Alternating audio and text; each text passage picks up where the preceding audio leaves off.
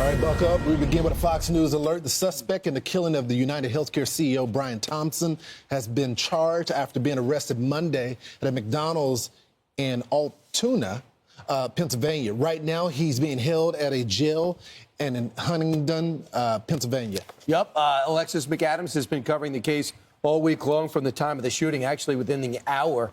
Alexis is now joining us here.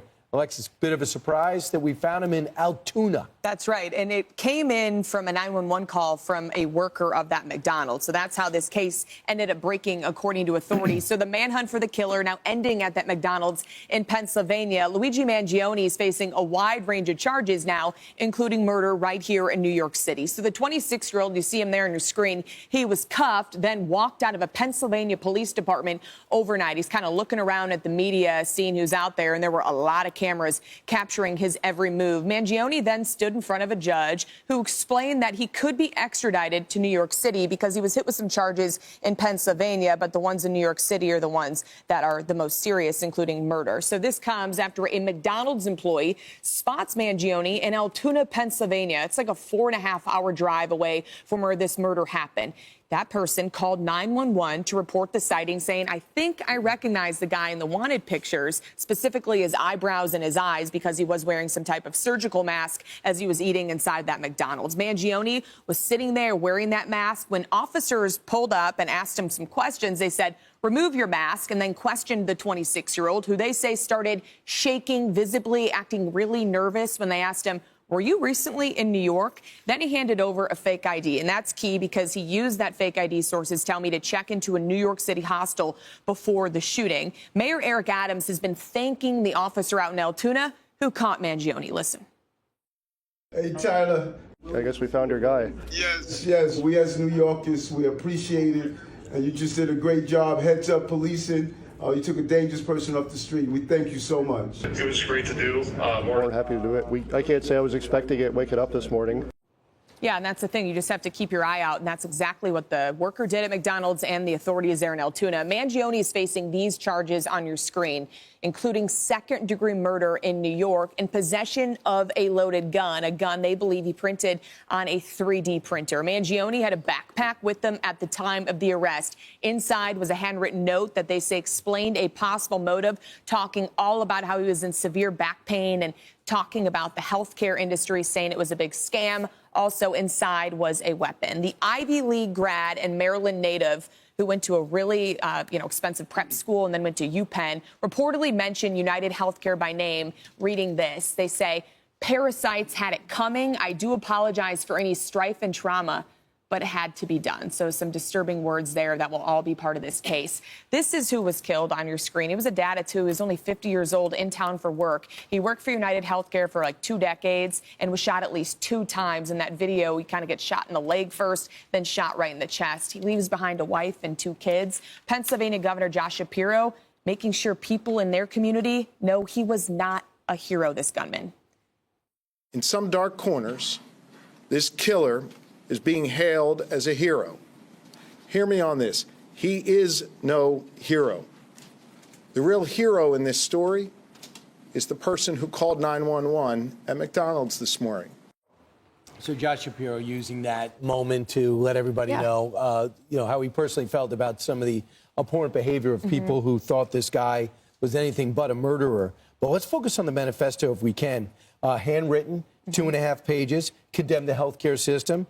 The document specifically mentioned UnitedHealthcare, the insurance giant. He also, as you said before, one of the quotes was they called them parasites. He saw the document, he said, I do apologize for the strife and trauma. You think?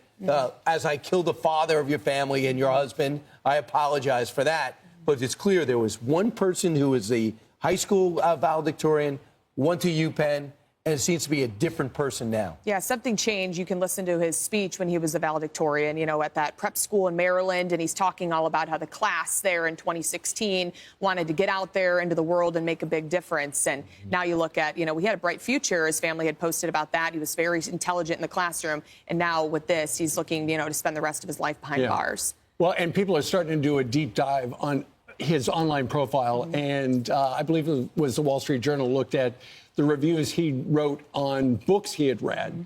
And among other things, he gave a book about the Unabomber's Manifesto 4 stars. And we don't know exactly why, if this guy is the guy right now. He is, he's still the alleged shooter. But it is interesting when you start to look at his online stuff. His X account, formerly known as Twitter, features what looks like an X-ray of somebody who's gone through spinal surgery. That's right. And, people who've known him say that back pain affected all parts of his life. Guy's 26 years old. Was he just kicked off his parents' health insurance? Is that why, if he's the guy who did it, is that why this person wrote deny, delay, depose on those bullets? There are a lot of clues. We just haven't figured them all out unless it's the obvious one. Yeah, and he had also written on social media and in some of these other things in the manifesto about how he's in severe pain. He used to be a really good soccer player, some of his friends had said, in high school, and he was very active when he lived in Hawaii. He was always hiking and doing all these things, and then he kept talking about how his back hurt so bad from whatever had happened to him. I don't know what type of injury, and how the hospital, it wasn't the doctor's fault, he kept saying, but they would deny his claims. The insurance company. Yeah, the insurance company. So we're going to have to see, what happened here. But I think it's so disturbing that so many people, like you guys mentioned, are cheering on the gunman and saying that he did a job that needed to be done. I'm worried about that. And as someone that I cover crime, you've covered crime for years. It's not only that there are people that are celebrating this guy, but it's also his plight. People being upset with the healthcare industry, the fact that people almost find him sympathetic, even if you start to get deeper, and if this allegation about the back pain being so much painful that led him to this. The trigger. I'm concerned that the jury, there's someone in there that can relate, that will let a guy like this off. I've never seen anything like this before. I know. And then as the investigation continues, yesterday, we saw so many divers out there in Central Park. They were searching for any evidence they could find, like the other backpack that had Monopoly money in it. So that could come into play in a courtroom. And then also the backpack he had with him in Altoona, that backpack had a weapon in it. They don't know if that's a specific weapon, I'm told, that was used in the shooting. Right. So did he print multiple guns? Did he have other possible possible victims that could have been coming? We don't know. It's hard to even believe that you can do that. So he lived in the Surf Break co-living community in Honolulu. Residents there said that he did have chronic back pain. Here is one of his roommates. I don't know if this is a college roommate or someone from Hawaii. College roommate? Hawaii. All right, listen to this. Unfathomable, knowing the kind, person that I saw and knew. I remember he said he had a back issue and he was hoping to get stronger in Hawaii. It also weighed on him that he knew that there was an impending surgery. So we're wondering, is that what caused him to snap? Was he in so much pain? But now he's going to be sleeping on a bed in a prison. The pain's going to be worse. That's right. They have him in a holding cell. He's going to be possibly, in federal lockup. If you look at the charges that could come from printing a gun, I don't know what kind of facility he'll be in. But yeah, he's going to have big problems here down the road. And you got to wonder, too, did anybody recognize those pictures? How did a guy at McDonald's in Altoona say, hey, I think I've sseen that man? And the family did not, according to investigators. Alexis, our stage manager, Chris, said, why not first degree, which is capital murder? It was premeditated, judging by the manifesto. Do we expect more charges at some point today? Or do you think they're going to stay in the second degree? I think it could change. I think those were just, the ones they could get him on now, and then they could always update. They just wanted to make sure they had a really tight case. They don't want it to get to court, possibly, and then have this thing flip. So they just charged him with that for now. But also the question is, did he really want to get this specific CEO, or was he looking for anybody that was coming in and out that day? Sure. And, the thing about ghost guns, and I remember it from the debate when, this became an issue, was they would be hard to detect in X-ray machines. You could take them onto an airplane. And so fast forward to now, and it's like, you can look online and figure out how to print one up.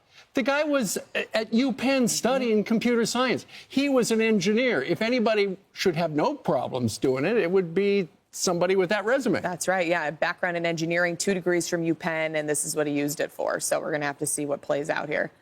All right, Alexis, thanks so much. Thank you. Shocking, though, isn't it? It's not the type of guy that we would expect to do something like this. With his family background, his parents and grandparents opened country clubs and healthcare facilities, real estate company. They had money. Yeah. He went to this private prep school in Baltimore called the Gilman School. Yeah, he had quite the pedigree, so now he's going to be possibly behind bars for the rest of his life. Okay, well, thank you. Great job, Alexis. You've been working hard on that story.